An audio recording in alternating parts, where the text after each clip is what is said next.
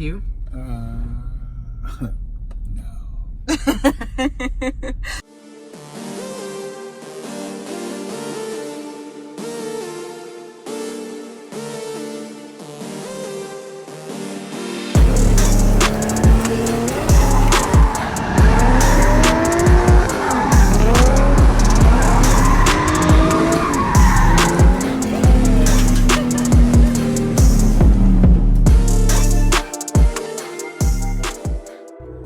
Alright, you guys, so we just pulled up to the shop where my buddy Evanor works. So we're going to unload the car off the trailer so that they have a little bit more room to look at the car and everything. It'll just be more comfortable that way. So we're going to unload the car off the trailer real quick.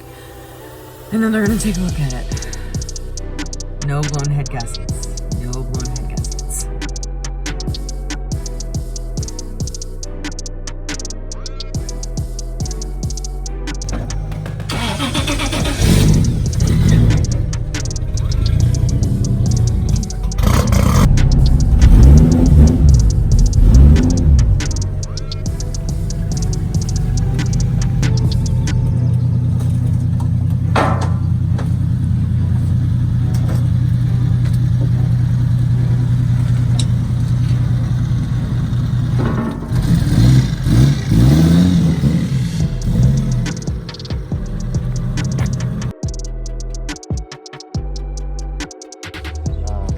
What ECU is it running? Can I see it? Stock ECU, yeah. So we're over here at Kaizen Motorsports, and what we're doing right now is we've got 3 different MAF sensors.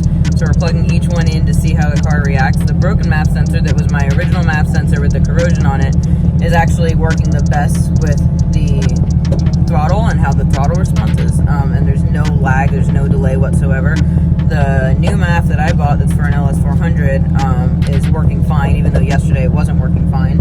And then their OEM MAF was working fine too, so now the car is running fine. Now you got no gauges still. And now I have no gauges, yeah. This is the old MAF?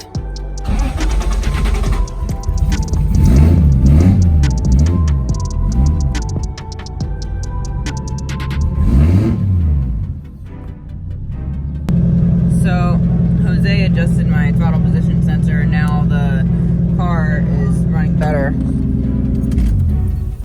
Okay, so Jose actually flattened out my throttle position sensor because there was a little gap in here, and when he did that, now the car is idling way higher than it was before. So what he said we're going to do is we're going to adjust this bolt down here, not this one up here, but this one down here, which should bring the idle back down to where it was. But I don't know, I mean, hopefully this will help my car hold an idle when it's cold. Other than that, my car is acting up a little bit right now. I'll tell you guys what's going on inside. Okay, so I haven't been recording a whole lot of what Jose has been saying just because I want to give him his privacy for his business and because I want people to still keep coming to him. I don't want to just give away all of his free knowledge on the information. So basically what's been going on is Jose checked my ECU, and then when we pulled down the ECU, something happened to my CAN bus, and now my gauges aren't working, so we're going to do a little wiggle test and see if we can get the gauges to start working again. If not, we're probably going to disconnect the CAN bus, reconnect it, maybe disconnect the battery and everything just to do a complete reset. And then other than that, we're thinking about maybe plugging in Jose's additional stock ECU that he has here at his shop. Just to see if that does anything, just because we're all the way over here. We drove like almost 2 hours this morning to bring the car over to him. So of course, now that I'm here with a bunch of people that know exactly what they're talking about, the car is not acting up as normal.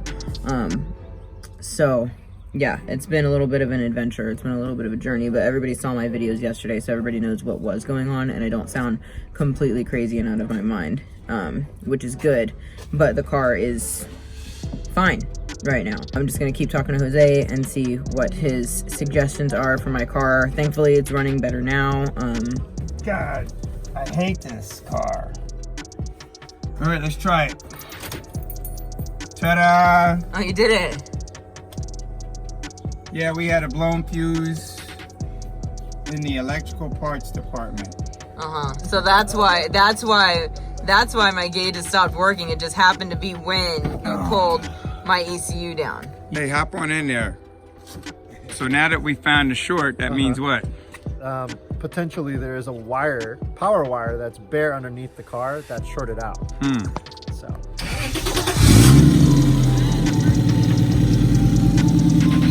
Are you happy? happy about your gauges? Yeah, I'm happy about my gauges, but I'm scared. The power wire is sucking. Yeah. All the gauges are working good. Yeah. And now the car's running mint, too. Yay!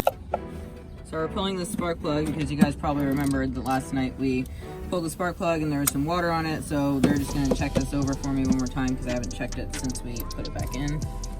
So. Try some of that. It's pretty dry. Thank God. Yeah. It's actually burning pretty good. Let me get the bore scope. Okay. So the piston's up right now, but you can kind of see. So it's not clean, which means that there's no water in the cylinder, and then we can check the valve train too over here. And there's the valves. Look at that, Toyota and Yamaha on the side. The head gasket, you can see it as well. Okay. You can see that. Then we can turn it 360 degrees here. Give me a second. And there's no evidence of gasket failure. You can see the cylinder cross hatching is still pretty good. It's pretty good. What else? Yeah, the head gasket's good. Thank God.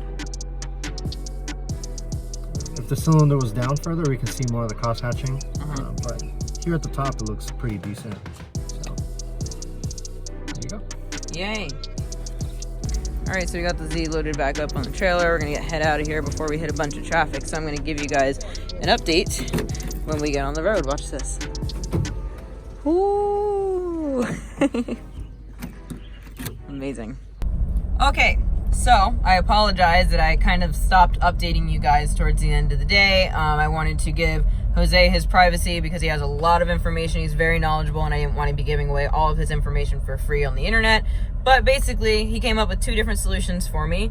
One, we can do a standalone ECU, delete this whole MAF sensor problem and all this other crap, which is probably the smartest way to go, but I'm just very skeptical about it because I don't understand it completely yet. So I'm going to do my research and get back to him on that. I'm actually going out of town tomorrow night, so... 1,000 feet, turn left. I'm actually going out of town tomorrow night, so I didn't want to just leave the car with him or anything like that while I was trying to make up my own mind. So we're bringing the car back to the house right now. It's going to live there while I'm out of town. And then when I get back in town, which is in a little bit less, well, it's actually a week from today when I get back in town, I will have all of my information gathered that I feel like I need to have to make whatever decision I decide to come up with. The other option that we are going to have, other than doing a standalone ECU, would be to change my turbo / MAF sensor setup and the way that everything is connected to each other. Honestly, the turbo has a lot of stuff going on. Coming off of the turbo, we've got couplers, we've got like several couplers plus some piping, then more couplers to attach the MAF to the piping, and then we've got another coupler that goes from the MAF to the air filter, and there's just not a lot of space in the car, and I did not realize. I knew that there wasn't a lot of space in the car to begin with, but I did not realize that there was going to be a solution to my problem because I am not a fabricator and I don't know anything about fabricating, nor would I try to fabricate anything on my own anytime soon. But when Jose saw my issue and saw a potential solution to my issue, he said that all we need to do is just buy some material so that he can make the piping go from a 3-inch to a 2-inch almost immediately, or 2.5-inch almost immediately, so that we can just attach the MAF sensor directly to that piping with a very small coupler. And then And actually, that was my idea. But anyway, go ahead.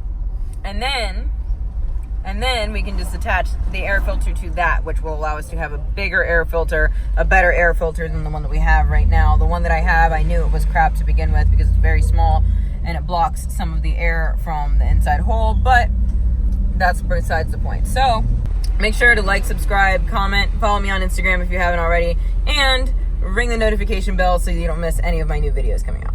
I will see you guys on the next one. Bye!